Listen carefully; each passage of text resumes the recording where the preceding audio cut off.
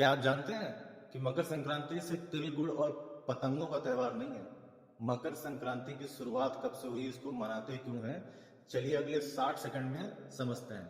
और ये आपकी जिम्मेदारी है कि ये इंफॉर्मेशन आज के जनरेशन तक पहुंचे। तो नमस्कार मित्रों, राम राम। आज हम बात करेंगे मकर संक्रांति के बारे में। यह त्योहार केवल फसल का पर्व नहीं बल्कि परिवर्तन, प्रकृति और सकारात्मकता का संदेश देने वाला एक उत्सव। मकर संक्रांति वह दिन है जब सूर्य भगवान दक्षिणायन से उत्तरायण की ओर बढ़ते हैं और मकर राशि में प्रवेश करते हैं।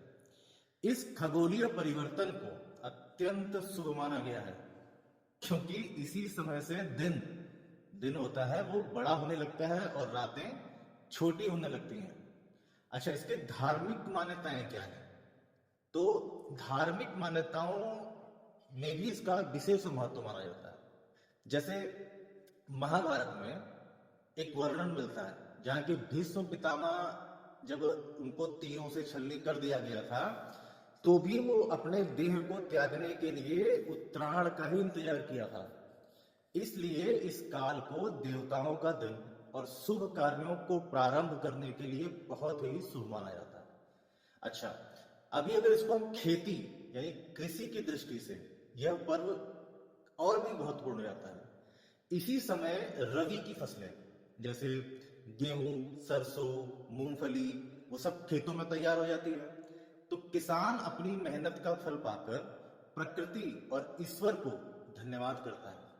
इसलिए मकर संक्रांति को फसल का त्योहार भी कहा जाता है। तो इस पर्व की एक और विशेषता है, ये पर्व पूरे भारत में अलग अलग नामों से, अलग अलग तरीकों से मनाया जाता है। एग्जाम्पल जैसे तमिलनाडु में इसे पोंगल, गुजरात में उत्तरायण, पंजाब में लोहड़ी या माघी, असम में भोगली बिहू, उत्तर प्रदेश और बिहार में तिल संक्रांति या खिचड़ी, महाराष्ट्र में मिठाई उपहार बांटते हुए तिल गुड़ के रूप में इसको मनाया जाता है।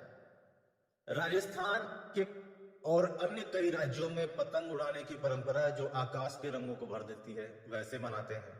अच्छा, मकर संक्रांति के दिन पवित्र नदियों में स्नान करने, तिल गुड़, अन्न और वस्त्र को दान करने की भी परंपरा है।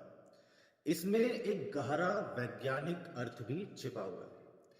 सर्दियों में, ठंड के मौसम में शरीर को गर्मी की आवश्यकता होती है, गर्मी की और ऊर्जा की।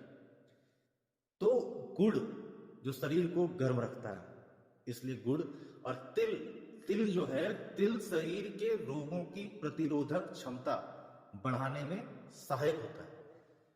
तो ये दोनों ही हमारे इस त्योहार पे यूज किए जाते हैं। हर प्रदेश की अपनी विशेष व्यंजन परंपराएं हैं।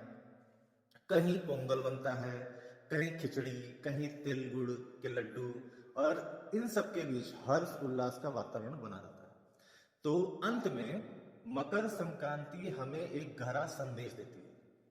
परिवर्तन को स्वीकार करो, प्रकृति का आदर करो और मिल बांटकर खुशियां मनाओ। तो आइए इस मकर संक्रांति पर प्रकृति का धन्यवाद करें, अपनों के साथ मिठास बांटें और नई शुरुआत का स्वागत करें। तो आप सभी लोगों को मकर संक्रांति की, पोंगल की, बिहू की, उत्तरायण की, लोहड़ी की हार्दिक शुभकामनाएं। जय हिंद, जय भारत।